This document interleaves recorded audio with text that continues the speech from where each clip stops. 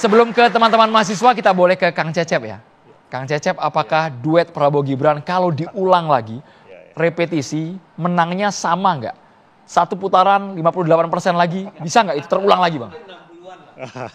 Nah, ini pertanyaan sulit nih.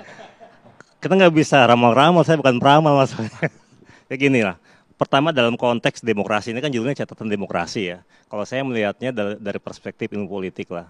Pertama kalau kita bicara demokrasi, kita bicara bagaimana sebuah sistem bergerak ke arah maju ya. Bagaimana pembangunan politik dilakukan di sebuah negara. Itu konteksnya. Bagaimana politik bergerak lebih baik. Kemudian yang kedua, tren di banyak negara ya, dari VDEM itu 45 negara itu sebenarnya sekarang mengalami masa otokrasi. Jadi kembali ke masa otoritarian.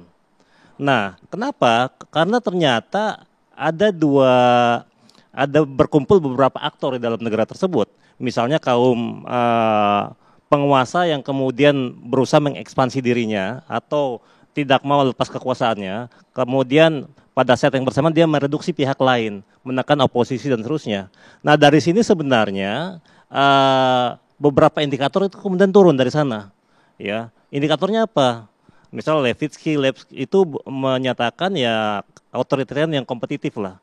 Kita punya partai ya, kita punya pemilu misalnya, tapi kita kemudian bisa mengetahui kira-kira ya kemungkinan potensi pemenangnya siapa gitu. Kemudian kita punya pers yang bebas, tapi dibiarkan saja kebebasan tersebut. Akibatnya apa? Disinformasi, hoax dan itu terjadi. Kemudian kita punya lembaga peradilan, tapi kita punya penegakan hukum, tapi kemudian hukum kerap dipermainkan untuk dalam konteks politik, diintervensi secara politik. Ya terakhir ya kita punya pemilu, media, pers.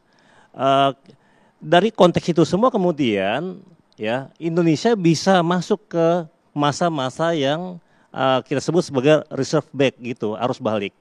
Kenapa? Dari sini baru kita masuk ke pernyataan Jokowi ya, Presiden ke-7 RI. Dia menyatakan baru 11 bulan Prabowo menjadi presiden, ya Prabowo Gibran jadi memimpin negeri ini, dirinya menyatakan akan mendukung untuk periode kedua.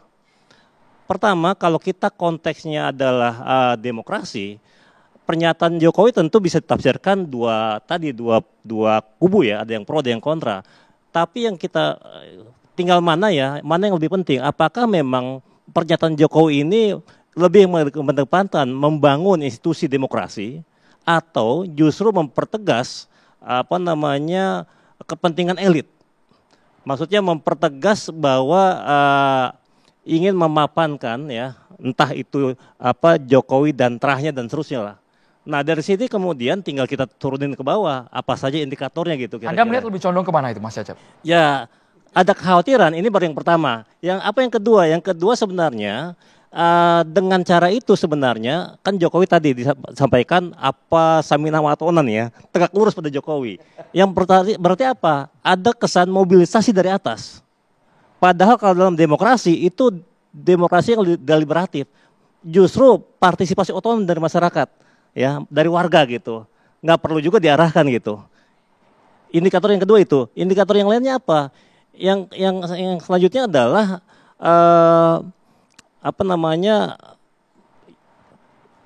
dalam kondisi kayak seperti ini ya, ada kemungkinan akhirnya bisa dikategorikan lah ya.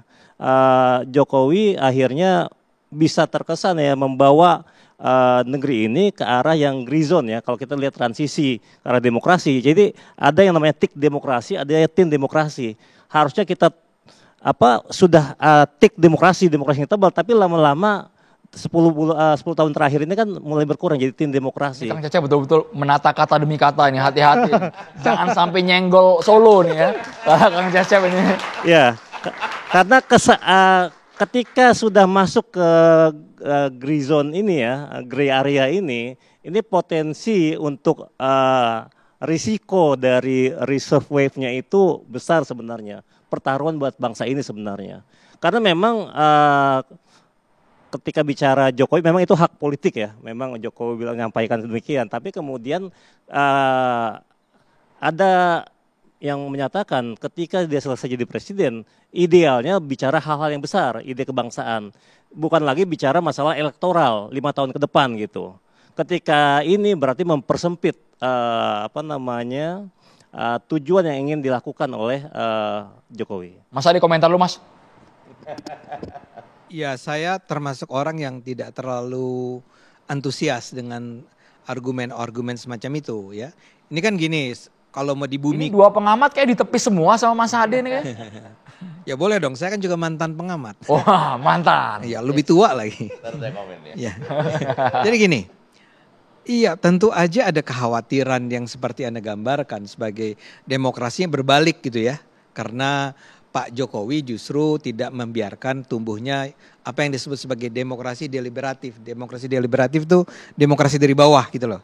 Kenapa harus lu gitu ya kata Kang Cecep ini ya. Itu bahasa sederhana itu yang Gitu kami loh. artikan tadi. Nah, kenapa harus lu yang nentuin gue akan pilih siapa tahun 2029? Gua aja dong kata anak-anak muda itu ya. Tapi saya ulang, dia itu lagi ngomong sama para relawannya Jokowi. Ya. Para relawan Jokowi itu tipe-tipenya kayak kami nih.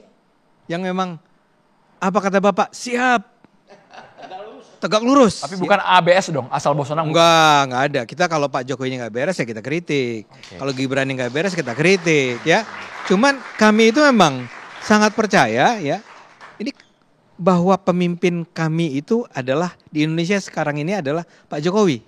Pak Jokowi ngomong apa? Dia nggak usah balik jadi presiden, dia nggak usah balik jadi wapres, dia nggak usah balik dia cukup jadi itu penasehat ekonomi di Bloomberg free apa? Nggak aneh-aneh. Nggak ya, Bloomberg itu ya. Itu udah hebat banget. Itu udah kelas dunia. Ini tanggal 6 Oktober nanti ada acaranya nih Pak di Jakarta, Bloomberg. Dia levelnya itu. Tapi saya tambahkan sedikit. sebentar, tapi saya mau bilang. Bismillah komisaris ini kayak. Udah ya Mas Ade. Udah ya. Oh, udah, ini jadi saya bukan lagi jilat-jilat Seharusnya siapapun. menteri.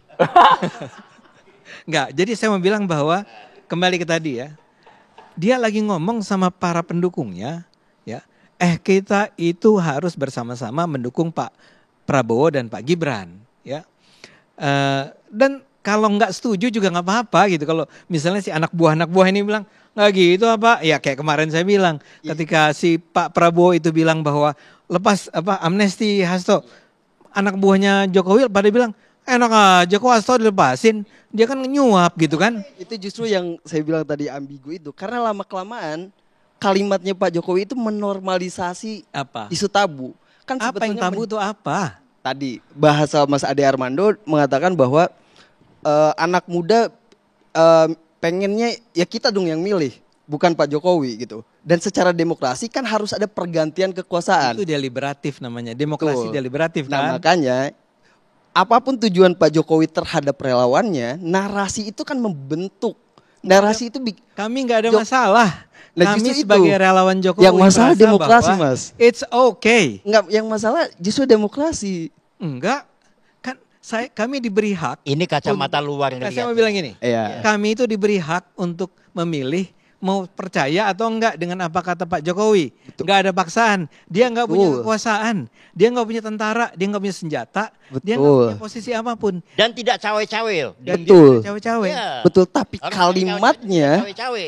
Kenapa? kalimatnya membentuk ulang realitas politik, dinamika politik. Ini politisi sisi kiri kayaknya anteng-anteng nih. Bang Mardhani. Enggak gitu, Cap. Saya Mas itu poin Enggak, saya. sebentar Mas. Maksud saya adalah bahwa yang tadi saya maksud normalisasi isu tabu itu mirip polanya dengan Jokowi 3 periode. Throwing a brick itu kan untung waktu itu ditolak. Kalau diterima, Emang siapa yang Sebentar. majuin ide 3 periode? iya, terlepas dari siapapun, tapi kan relawan mendukung itu. Loh, kenapa saya vote masalahnya? Saya ikut demo Hah? untuk Saya nggak menolak. bicara. Gimana sih Anda? Saya nggak bicara Hey, saya. Berarti Kaya. posisi relawan tetap fair. Kalau ada yang tidak sejalan dengan demokrasi, Kami dikritik nggak keras. setuju itu 3 periode. Enggak, ini bukan soal Mas Ade setuju apa tidak, tetapi narasi yang dimunculkan ke publik itu kan dinormalisasi lama-kelamaan dan kalau itu disambut oleh publik, diterima, bisa jadi atas nama dukungan publik Tapi itu lanjut bukan 3 dari periode. Jokowi. Itu lama-kelamaan Tidak dari menggeser Jokowi. garis demokrasi yang awalnya ini nggak boleh, tiba-tiba ya boleh lah 3 periode itu Nggak boleh. normalisasi. betul. Saya nggak menanya Mas Ade. Wacana publik bergulir ke sana. Ya waktu Gitu. itu